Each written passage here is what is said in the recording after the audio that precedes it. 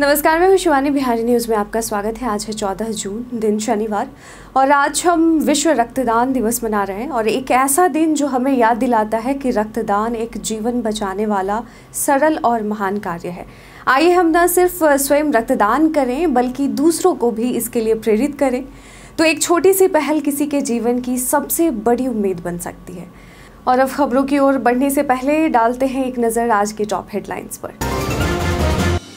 अब जमीन अधिग्रहण में नहीं होगी देरी, बिना MVR के भी शुरू होगा जमीन अधिग्रहण। उद्योग और आवासीय प्रोजेक्ट्स को मिलेगा बढ़ावा। 223 रेलवे फाटकों पर बनेंगे रोड ओवर ब्रिज, जाम से मिलेगी राहत। अब राजधानी पटना पहुंचना होगा और भी आसान।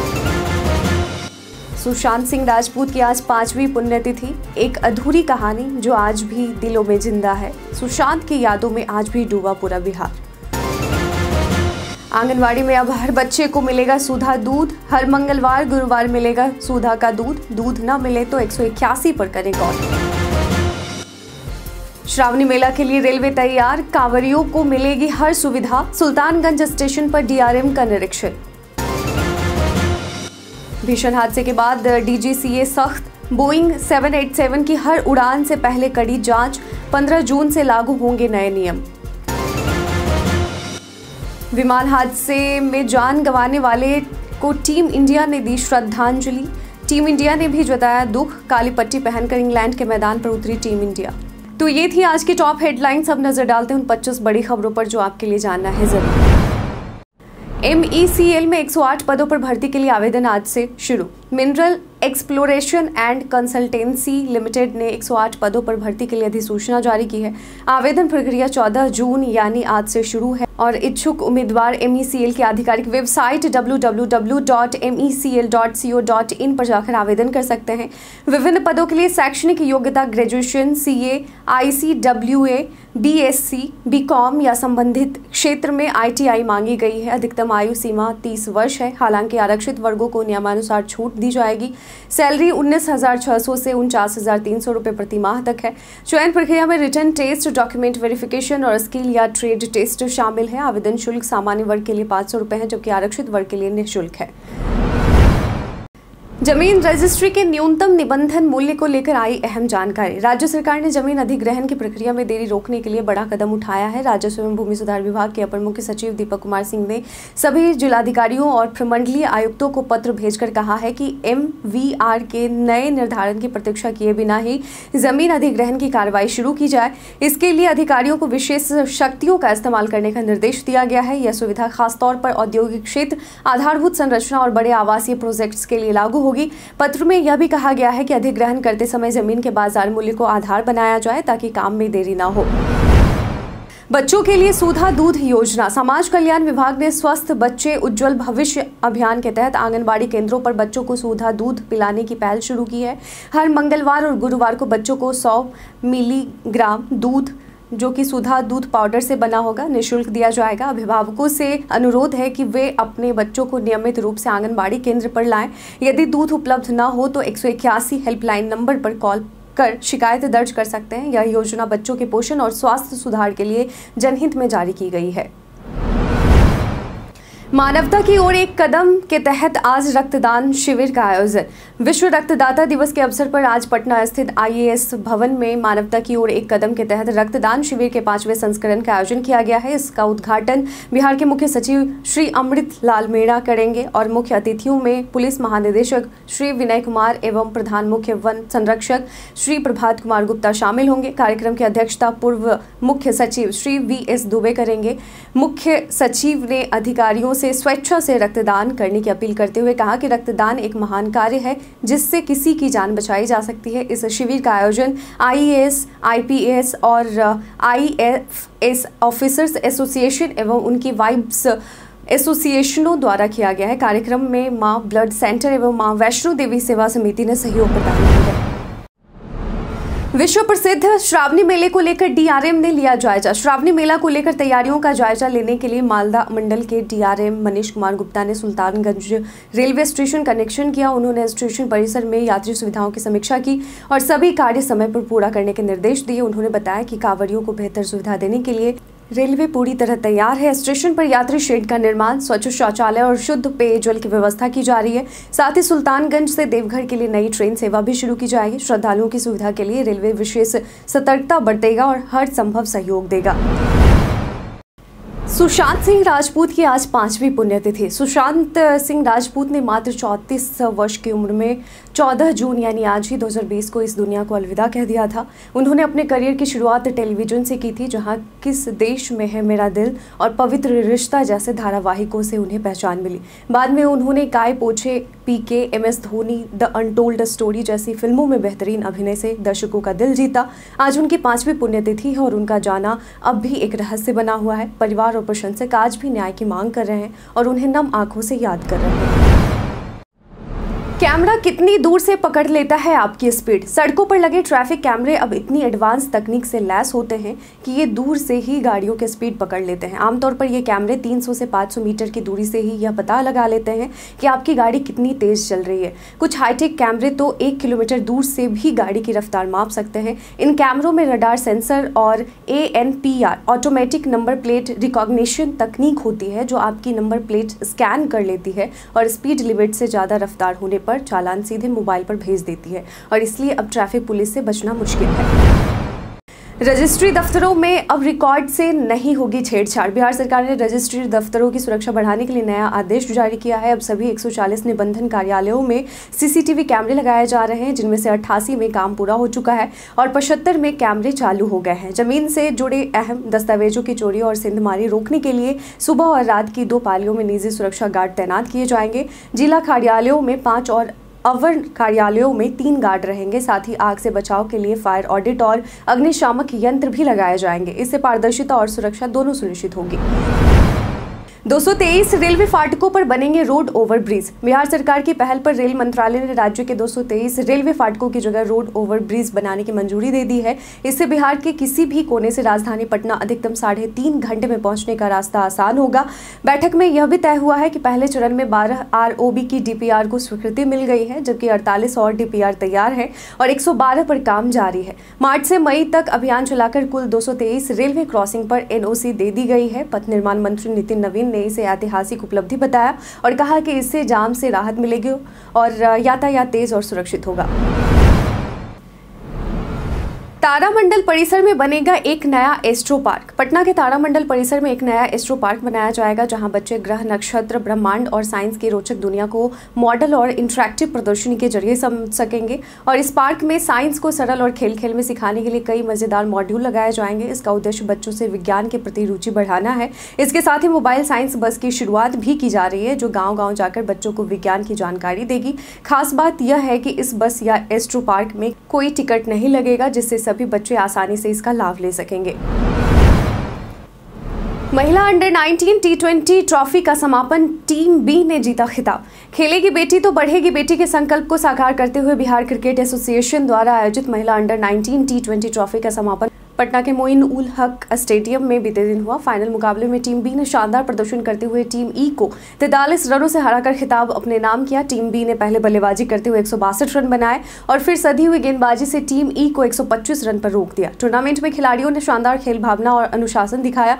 BCA अध्यक्ष ने इस आयोजन को बेटियों के उज्जवल भविष्य की दिशा में एक बड़ा कदम बताया है। एयर इंडिया प्लेन क्रैश में पटना की मनीषा ने भी गंवा दी जान। अहमदाबाद में हुए एयर इंडिया के ड्रीम लाइनर प्लेन क्रैश में कुल 242 लोग थे, जिनमें फ्लाइट के 12 केबिन क्रू सदस्य भी शामिल थे। पटना की रहने वाली मनीषा थापा भी उसी क्रू का हिस्सा थी और इस हादसे में उनकी जान चली गई। मनीषा एयर होस्टेस थी और फुलवारी शरीफ के महुआ बाग में अपने परिवार के साथ रहती थी। मौत की खबर मिलते ही परिवार में कोहराम मच गया और परिजन अहमदाबाद रवाना हुए। पढ़ाई में होनहार मनीषा अपने काम को लेकर बेहद गंभीर थी। हादसे ने पूरे मोहल्ले को शोक में डुबो दिया है। अत्याधुनिक प्रशिक्षण के साथ मैदान में उतरने को तैयार 26 नए डीएसपी। बिहार पुलिस को 26 नए प्रशिक्षित पुलिस उपाधीक्षक यानी डीएसपी मिले हैं, जिन्हें राजगीर स्थित बिहार पुलिस अकादमी में अत्याधुनिक प्रशिक्षण दिया गया है। इन अधिकारियों को साइबर क्राइम, अपराध जांच, मानवाधिकार, आपदा प्रबंधन, भीड़ नियंत्रण और आधुनिक पुलिसिंग जैसी जरूरी विषयों में प्रशिक्षित किया गया है। दीक्षांत समारोह में डीजीपी AK अम्बेडकर ने इन्हें ड्यूटी के लिए तैयार बताया और अपने अनुभव साझा किए। अब ये सभी डीएसपी राज्य के अलग अलग जिलों में 1 वर्ष की की प्रैक्टिकल ट्रेनिंग के तहत तैनात होंगे, जहां वे कानून व्यवस्था बनाए रखने और समाज की सेवा में अहम भूमिका निभाएंगे। IIT NIT काउंसलिंग 2025 सीट आवंटन आज से शुरू। IIT NIT IIIT और GFTI जैसे देश के टॉप इंजीनियरिंग कॉलेजों में एडमिशन के लिए जोसा काउंसलिंग 2025 की प्रक्रिया शुरू हो गई है। पहले राउंड का सीट आवंटन आज 14 जून से जारी होगा और जिन छात्रों को सीट मिलेगी उन्हें 14 से 18 जून के बीच ऑनलाइन रिपोर्टिंग करनी होगी और सीट एक्सेप्टेंस फीस जमा करनी होगी। सामान्य और OBC के लिए 35,000 और SC ST दिव्यांग के लिए 15,000। काउंसलिंग कुल 6 राउंड में पूरी होगी। छात्र फ्रीज, फ्लोट या स्लाइड विकल्प चुन सकते हैं। समय पर रिपोर्टिंग नहीं करने पर आगे के राउंड में भाग नहीं ले सकेंगे। सभी अपडेट केवल josa.nic.in पर मिलेंगे। बोइंग 787 विमानों के जांच पर सख्ती। जी हाँ, 12 जून को अहमदाबाद में हुए भीषण विमान हादसे के बाद DGCA यानी नागरिक उड्डयन महानिदेशालय ने बोइंग 787, 8 और 9 विमानों की सेफ्टी जांच को सख्त करने का फैसला लिया है। यह नियम 15 जून रात 12 बजे से लागू होगा। उड़ान से पहले अब fuel system, engine control, oil और hydraulic system, take off parameters सहित कई अहम हिस्सों की जाँच अनिवार्य होगी। ट्रांजिट इंस्पेक्शन में फ्लाइट कंट्रोल चेक भी जरूरी होगा। 2 हफ्तों में पावर इंश्योरेंस टेस्ट भी करना होगा। यह फैसला हालिया हादसे और बार-बार आ रही तकनीकी समस्याओं के आधार पर लिया गया है ताकि भविष्य में ऐसी दुर्घटनाओं से बचा जा सके। IGIMS पटना में 22 जून से शुरू होगा पीडियाट्रिक ऑन्कोलॉजी विभाग। जी हाँ, पटना के IGIMS में 22 जून से अलग पीडियाट्रिक ऑन्कोलॉजी विभाग की शुरुआत होने जा रही है, जिससे 0 से 18 वर्ष तक के बच्चों को कैंसर के इलाज की सभी अत्याधुनिक सुविधाएं एक ही छत के नीचे मिलेंगी। इसमें chemotherapy, radiation, bone marrow transplant, immunotherapy, surgery सहित परामर्श और देखभाल की व्यापक सेवाएं मिलेंगी। अब बच्चों को इलाज के लिए बाहर नहीं जाना पड़ेगा। यह विभाग बच्चों के अनुकूल वातावरण में काम करेगा। साथ ही फिजियोथेरेपी विभाग की उन्नत तकनीक से इलाज शुरू होगा। नई लिफ्ट सुविधा और मेडिसिन ब्लॉक में हरियाली के साथ इलाज की सुविधा और बेहतर होगी। क्या आप जानते हैं बिना नेटवर्क के भी कैसे लगती है इमरजेंसी कॉल?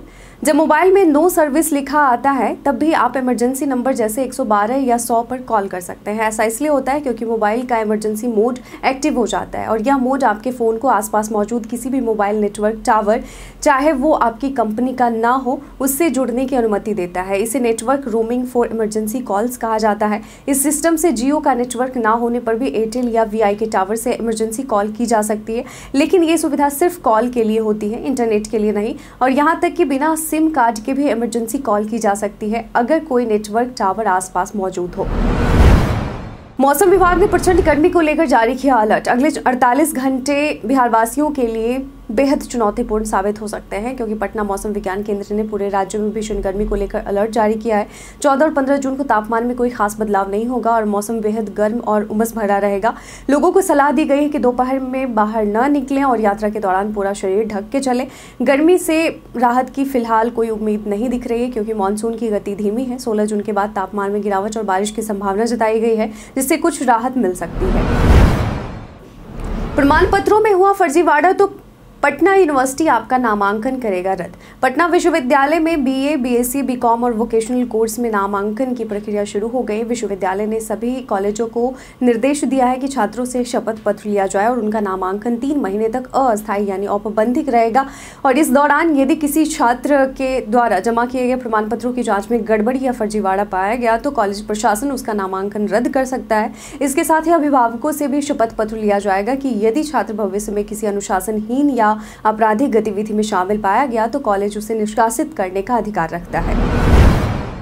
जगदानंद सिंह की जगह ले सकते हैं मंगनी लाल मंडल। मीडिया रिपोर्ट्स के मुताबिक राजद ने बिहार विधानसभा चुनाव से पहले नए प्रदेश अध्यक्ष के तौर पर मंगनी लाल मंडल का नाम तय कर लिया है। जगदानंद सिंह की जगह अब मंगनी लाल मंडल को अध्यक्ष बनाया जा सकता है, जिसकी औपचारिक घोषणा आज नामांकन के बाद हो सकती है। मंगनी लाल मंडल लालू यादव और तेजस्वी यादव दोनों के करीबी माने जाते हैं और उन्हें अति पिछड़ा वर्ग का प्रभावशाली नेता माना जाता है। वे पहले जदयू में थे, लेकिन जनवरी 2024 में राजद में लौट आए।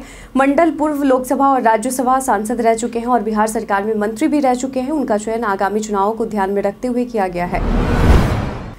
15 जून को कांग्रेस विधायक दल की बुलाई गई एक अहम बैठक। बिहार में कांग्रेस ने अपनी पुरानी गलतियों से सबक लेते हुए आगामी विधानसभा चुनाव के लिए तैयारी शुरू कर दी है। इसी कड़ी में 15 जून को कांग्रेस विधायक दल की एक अहम बैठक बुलाई गई है। इस बैठक में सभी विधायक, विधान पार्षद और वरिष्ठ नेता शामिल होंगे। बैठक का उद्देश्य चुनावी तैयारियों की समीक्षा करना और जनहित से जुड़े मुद्दों पर चर्चा करना है। इसमें नेता अपने अपने क्षेत्रों से जुड़ी चुनावी जानकारी और फीडबैक देंगे। साथ ही राज्य भर में चरणबद्ध आंदोलन की योजना पर भी विचार होगा।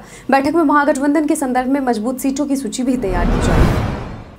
टीम इंडिया ने काली पट्टी बांधी और मौन रखकर दी श्रद्धांजलि। भारतीय टीम इन दिनों इंग्लैंड दौरे पर है और टेस्ट सीरीज की तैयारी कर रही है। 13 जून से शुरू हुए 4 दिवसीय इंट्रा स्क्वाड अभ्यास मैच से पहले टीम इंडिया के खिलाड़ियों और सपोर्ट स्टाफ ने अहमदाबाद में हुई विमान दुर्घटना में मारे गए लोगों को श्रद्धांजलि दी। सभी खिलाड़ियों ने अपनी बाजुओं पर काली पट्टी बांधी और मैच की शुरुआत से पहले 1 मिनट का मौन रखा। यह कदम विमान हादसे के पीड़ितों के प्रति संवेदना प्रकट करने के लिए उठाया गया। इस हादसे में सभी 241 यात्रियों की जान चली गई। ऑस्ट्रेलिया और साउथ अफ्रीका की टीमों ने भी इसी तरह श्रद्धांजलि दी।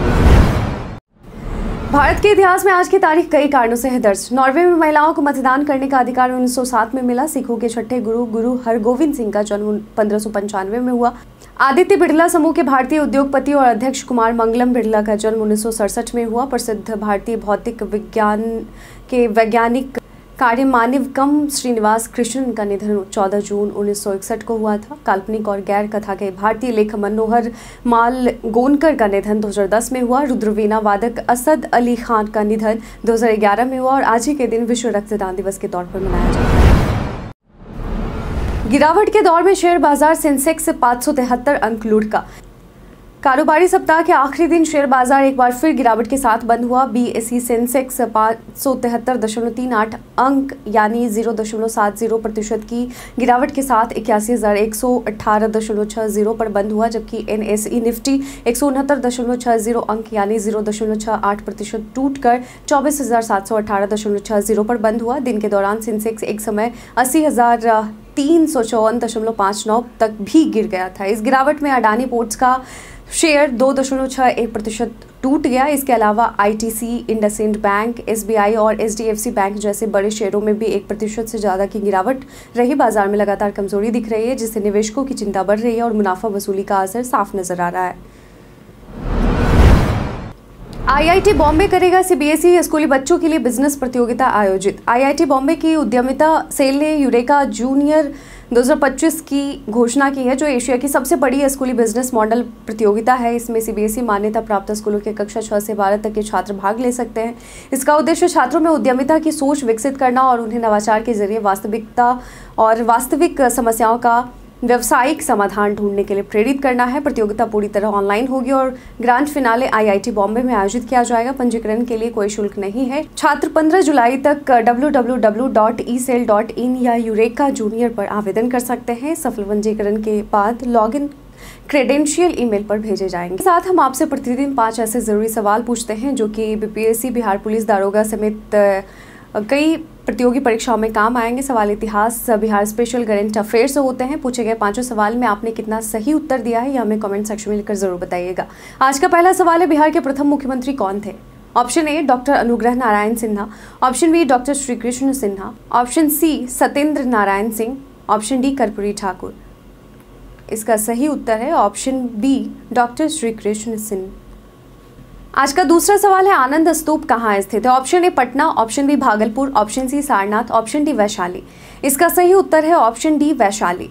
आज का तीसरा सवाल है, पंचायत समिति के सदस्यों का चुनाव कौन करता है? ऑप्शन ए भारत के राष्ट्रपति द्वारा मनोनीत, ऑप्शन बी पंचायत समिति के अध्यक्ष द्वारा मनोनीत, ऑप्शन सी जनता द्वारा प्रत्यक्षतः निर्वाचित, ऑप्शन डी खंड विकास अधिकारी द्वारा मनोनीत।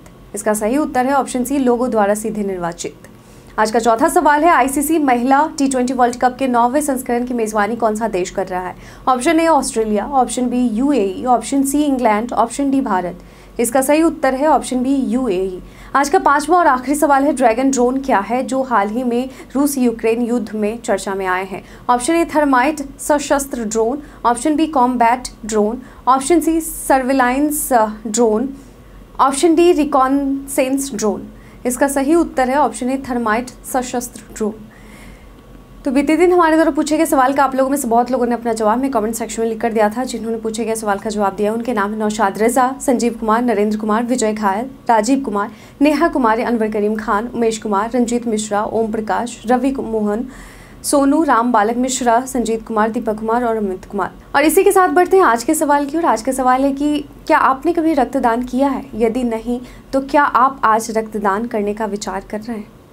आप अपना जवाब में कमेंट सेक्शन में लिखकर जरूर बताइएगा। आज की बुलेटिन में बस इतना ही। बिहार की तमाम खबरों के साथ बने रहने के लिए देखते रहें बिहारी न्यूज़। और साथ ही अगर आप यूट्यूब चैनल पर देख रहे हैं तो चैनल को सब्सक्राइब कर लें। अगर आप फेसबुक पेज पर देख रहे हैं तो लाइक और फॉलो करना ना भूलें। धन्यवाद।